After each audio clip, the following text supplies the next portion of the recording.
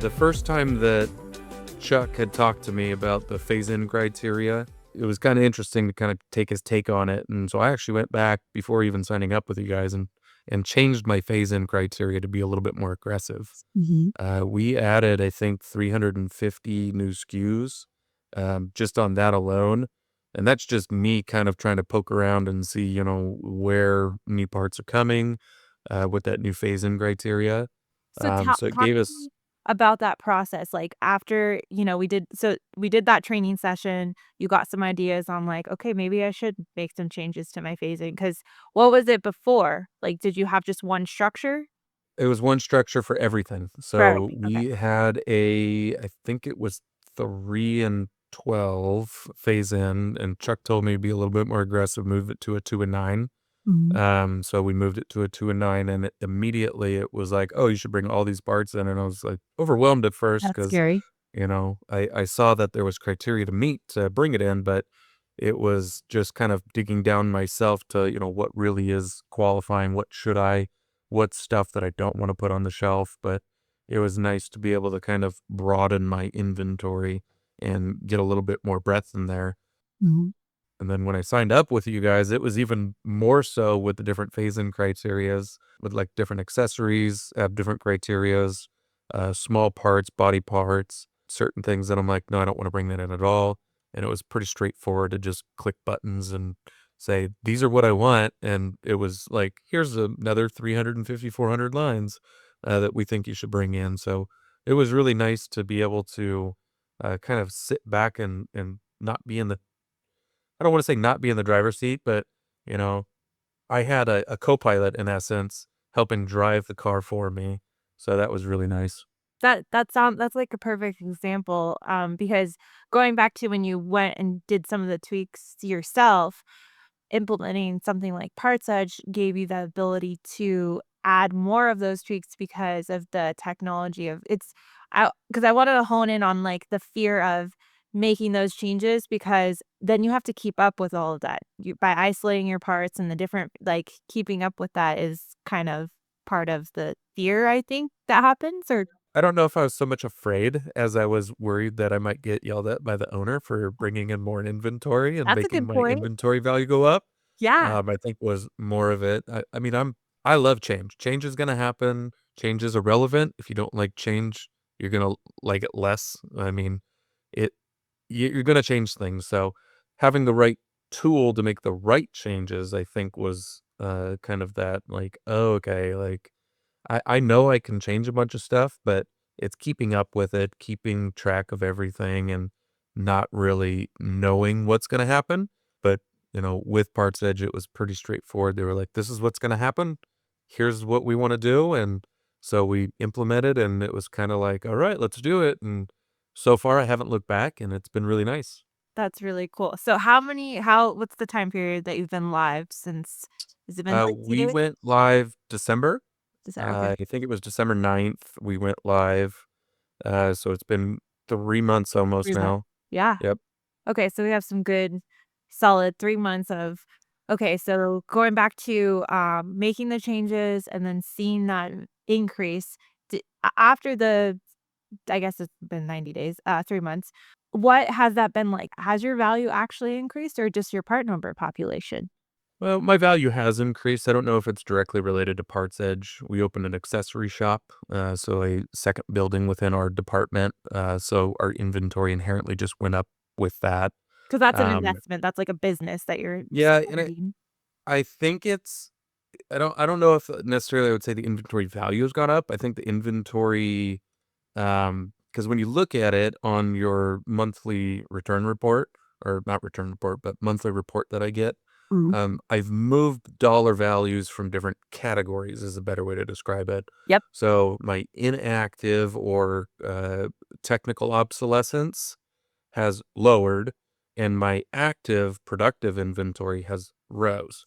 So you're Um, just moving you're shifting it into the yeah, it's just moving it into a more productive inventory value. So, I mean, what I might have had, 10 of, maybe now I only stock 4 of. Toyota's pretty good about getting us with the stuff we need next day. So, holding up capital in the parts inventory of stuff that I don't need as many of.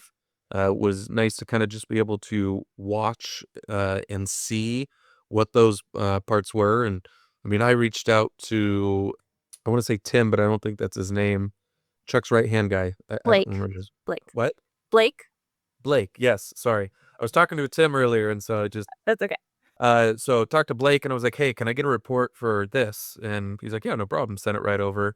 Being able to have somebody to just, like I said, help in the backside, Generate push report. along what I want Yeah. was super nice. And it's as easy as it is to actually just run a report. Then you have to look at the report and know what the report is and know what you need to do to change it versus having somebody there to help you that says, okay, here's the report. This is what you should do, or these are the things we suggest you do. Ye Just helps make it a little bit more picture clear. I mean, I'm a fairly new parts manager. I've been doing it maybe 2 years, almost 3 years in June. So I got the crash course. I got a 2-month course of here's how you be a parts manager. Go do it. Hey, that's pretty And so, normal instead of uh, it happens. it happens, but I think having once again somebody just there to kind of, I don't want to say coach, but guide you, Mm. just helps make it a easy transition. Yeah, I don't think people really realize, or maybe dealers and gyms really realize how many reports that a parts manager really has to pull and look at, and just simply having those some of them automated or having that resource to actually like, "Hey, I'm curious about this area. Can you pull this up?" And then someone actually understands and says, "Oh, this is Hmm. what you should look at," because there's value in like, um, take that time that it takes to actually figure out what you're looking at in that report. Like Oh, 100%. overload. You're like, Yeah. when they say Uh, paralysis of analysis or something like that. Yeah. that is a good way of putting it. Yeah. Yeah. I swear I should be investing in paper stock with the amount of reports I run. Yeah. I don't think you're alone. Tell me a little bit about your background. So, like, you've been in this a couple years. Like, where did you come from? Was you just random, or did you move up, different department? So actually started in the automotive industry right out of high school. Got into mechanics, heavy machinery. Kind of found my way around. Worked as a alignment tech for heavy trucks. Became a technician for cars, alignments, that kind of stuff. Doing the heavy semi trucks kind of hurt my body. I'm not gonna lie. So I had a buddy who was a service advisor, and he was like, "Hey, you should be a service advisor with me." And I was like, "I don't know about that." And I took the leap. I was a service advisor for a Nissan dealership for about 5 years. Then I came to a Toyota dealership. I was a service advisor for about 2.5, 3 years. And then a parts manager position became open. And I had been an assistant service manager at the Nissan dealership. I was like, I have some management experience. I think I can do it. I didn't know anything about parts, to be honest, other than what they were and where they go. Mhm. So I took the leap and put my name in the hat, and they said, "Yep, we think you'd be a good fit."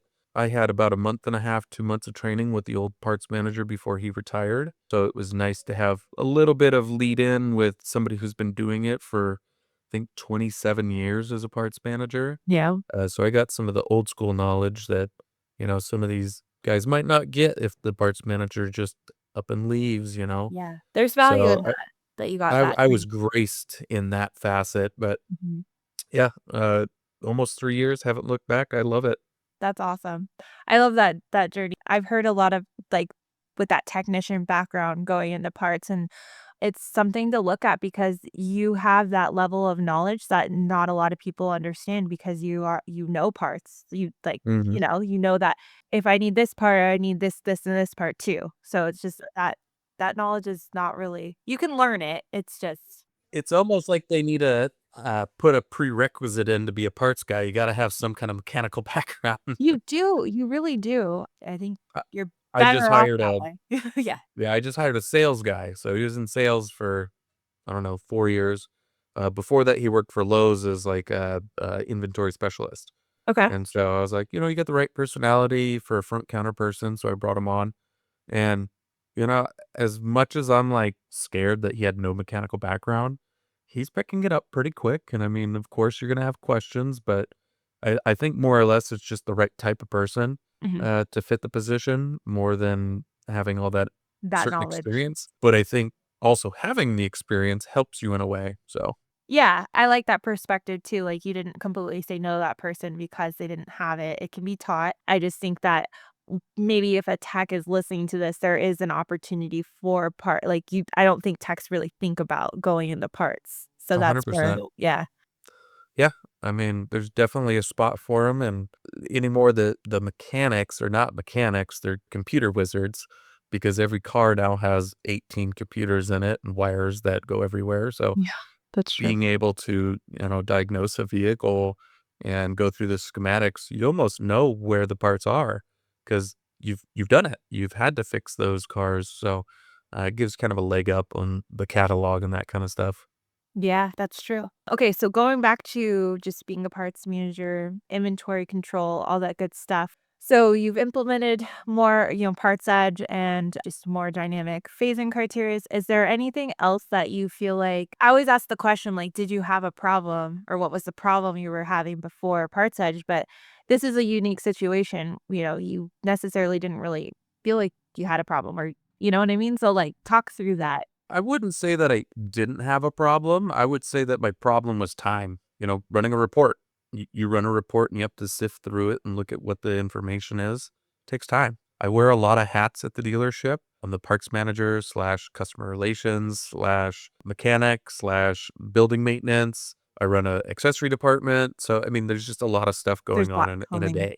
Yeah. And, you're trying to take care of all the little stuff throughout the day to help the customer have a good experience. Sometimes your reports or your backside stuff falters a little bit, and it's no fault of anybody. It's just time. Mhm. You got to prioritize what you do in a day, and having a program that kind of does the report type stuff in the background for you. It's amazing. I mean, it's like, oh, I don't have to sit here and go through my new phase in and all these different sources that aren't set up to be on the original order pad. They're just there. I run 2 reports. I run my normal stock order, and then I run a potential stock order. The potential is stuff that I don't stock, but it's like, "Hey, these are things coming in." So I look at it, once or twice a week, and if there's something I'm like, "Okay, yep, definitely is a part that I think we should have on the shelf," then, it's as easy to just put the inventory in and send it off to Toyota, and my parts show up. So it's nice having that extra time to do some of the other stuff or grow the department in different ways versus just, looking at reports all day. Yeah, so it sounds like we've organized things so you can really look at what's most important, and then we're not making those decisions, like, you're still, as parts manager, able to make those decisions, it's just they're more informed decisions, I guess, is the right way. 100%. Kind of back to the analogy of having a co-pilot. I'm still in the driver's seat. I'm still making the decisions. It's just there's a guide that's saying, hey, there's a sharp left turn coming up here. You should probably slow down so we can turn. And it's like, oh, okay. That kind of stuff. Yeah. No, that's a great way to put it because, the other thing to think about as a parts manager, you're looking at I think when I asked Chuck one time, it was, like, over thousands of parts. Like, it's not just a couple 100 cars. I think I have close to 4,500 individual SKUs in my inventory. And then you look at a parts distribution center like Toyota Portland, they have, I think, 10 or 20,000 SKUs of part numbers. Like we're a little blip, but still, for one person to try and keep track of 4,000 different SKUs, Yeah. that's And you then can't do it. you cannot, It would and take you a month to look through everything, and then by that time, it's irrelevant because it's changed it's already since you looked changed. at it the last time. Yep. And, also too, like, all of those parts are, obviously there's the there's common ones, but they all can't be treated the same way too. And so it's like I mean, I'm going through this right now with, my like, if you think about it, a CRM and dealing with, if you think about people and leads and things as parts, it's the same thing. If that's the CRM's not set up to handle, it's not efficient in the, pulling those parts into sale and then I don't know. That's a Yep. bad analogy, but I'm going through it right now with No, what it's I'm not. doing. It's like, say your CRM isn't set up right and you have all these customers in your CRM and yet you don't have any notifications to say, "Hey, it's 6 months, they're due for oil change. Hey, they haven't came in for a year. Mhm. Call them," or, "Hey, it's their birthday." You Yeah. know, it's similar in a way, Yeah. because it's like, "Hey, you haven't looked at this part in 6 months. Maybe we shouldn't have it on the shelf," type thing, and it's like, "Oh, okay, that makes sense." Mhm. So, it's just having the knowledge, or not knowledge, having the information readily available and in easier to decipher reports makes it that much easier to keep track of where things are, where you want them to go, and what you need to do to make sure you have the correct inventory. Yeah, that's a perfect way to say it. I do wanna touch on reports a little bit more because these are reports that we're producing for you within your DMS. Like, this is not like a dashboard you have to log into or anything like that, right? Like, that's my biggest thing is, like, yes, we are creating the dashboard for but we never we s I feel like we've held off on it because we didn't wanna be another dashboard. You know? There's there's value in that. We already have 80 websites that we use in a day, and so having less of that is nice with, Mhm. logins for everything. I swear I forget my password every day about once or twice on certain websites because I'm like, "Man, what did I change it to?" Yeah. How I many have a websites do you revolving have? door of passwords. 8, you said? Or 80? It's an exaggeration. I think realistically, I probably use about 10 or 12 every day. So it's like keeping track of everything and not having an additional dashboard, it's nice. So I get a monthly report emailed to me, but everything else is in my DMS. So it's just as simple as running the report to get the information, but it's in my DMS already. I don't have to go somewhere else. All I have to do is go to the report generator and run the report. Mhm. And then if a report's not there that you don't have or that's not there, you request that and then it gets populated I there. email or call, and usually it happens, like, pretty quick because Yeah. I don't know everything, and I probably will never know everything, but I'm pretty good at calling people who do know things and getting answers. Yeah, that's a good way to look I feel like I'm like that too. I'm like, "What's the answer?" Okay, so is there anything else that we didn't touch on that you feel like PartsEdge has been a game changer for you or anything? Um, I know I didn't see, I told you I didn't ask any of the questions. no, you didn't. That makes it more, like, natural. I think one of the questions was, what was the moment you realized it was actually working? I think it Yeah, was after month 2, when I looked at the report and I saw the inventory actually shifting from inactive to active and just kind of being able to watch it and go, "Okay, hey, it's really working. It's really, changing what's in the inventory and making me focus on other things that, I wouldn't normally have focused on." It was just kind of that like, "Oh, okay, it's worth it, it's worth my time and my investment into a product because you don't know sometimes. Sometimes everybody hypes up something and you're like, "Oh, this is gonna be the best ever," and you do it and you're like, "It wasn't as good as I thought it was gonna be," and, it's that's kinda the let word. down. Yeah, And so in the first month, 2 months, you're kind of on edge and you're like, "Okay, is this really worth it? Should I really have done this?" And then you see the inventory and it's doing what you want it to do and it's going in the right direction. You're like, "Ah, it works." that's all. So just kind of a nice little, uh, way to be like, "Yep, I actually enjoy it. It's nice to have," and, I made a good decision. I made a good decision. Yeah, Yeah, 100%.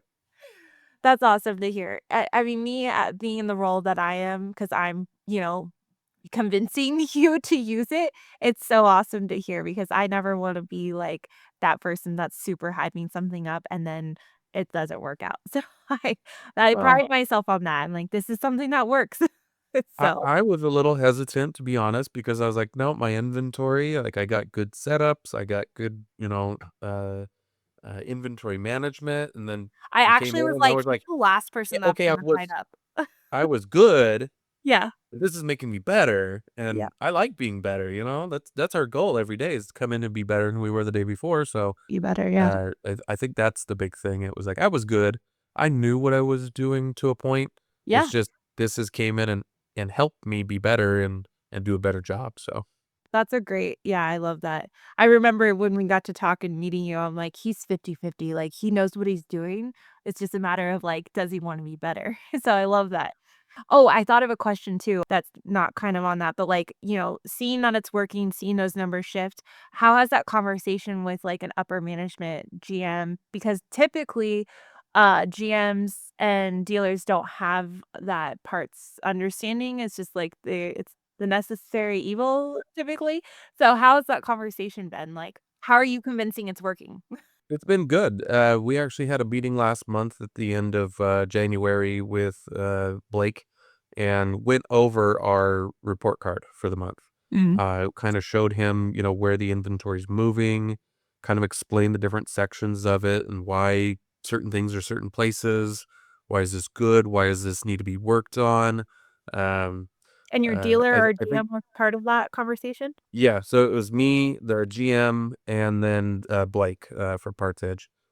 So we all sat down, had a little quick meeting online, and we're able to kinda show him, "Hey, this is where we were when we first started, and here we are now," and beating all of the Toyota guides for our inventory, other than in one section, which we're working on, but, Mhm. I mean, just being able to show him, "Hey, this is what Toyota says we should be, and this is where we're at, and we're better than what Toyota says we're at." Mhm. It's working. We're going in the right direction because we were about on par, and now we're better than what Toyota's criteria is. So, I mean, it shows the proof that it's actually doing what it's supposed to do. And the report is very simple to read once you kind of understand what the meanings of the Mhm. sections are.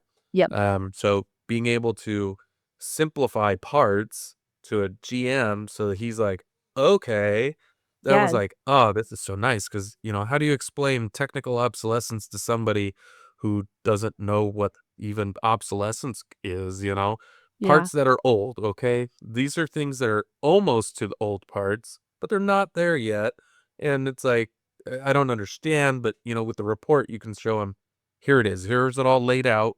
This is our total inventory. This is how it's doing. This is where it's at.